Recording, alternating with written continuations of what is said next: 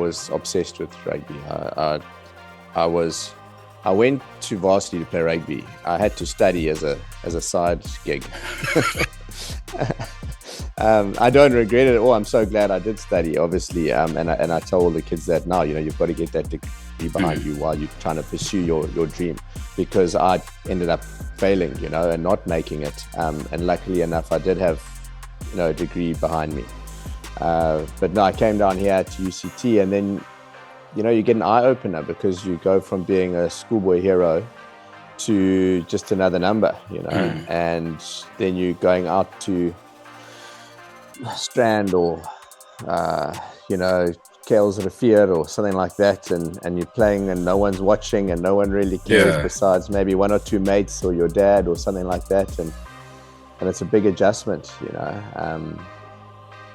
but we kept going, and then luckily enough I went over to New Zealand to an academy over there just to do a few weeks, and then they asked me to come back.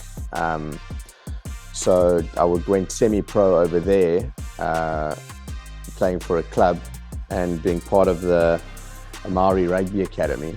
Okay. But as I got going, I broke my leg. Eesh.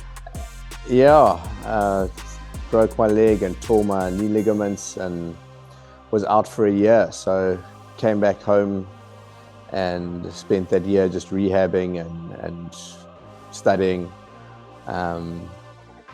And that was hard, that was very difficult to not be able to play for a year.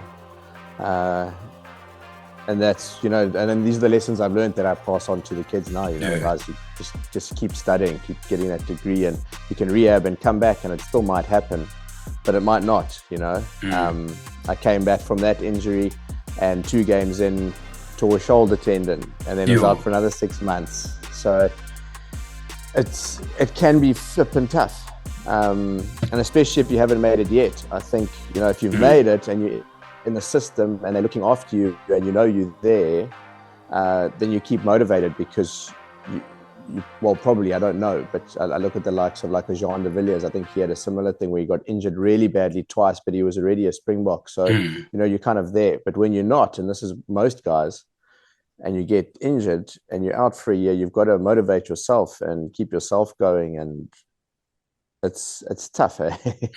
So, I gave it a go. I gave it everything. I look back and probably could have done things differently here or there, but I didn't make it and ended up getting into coaching.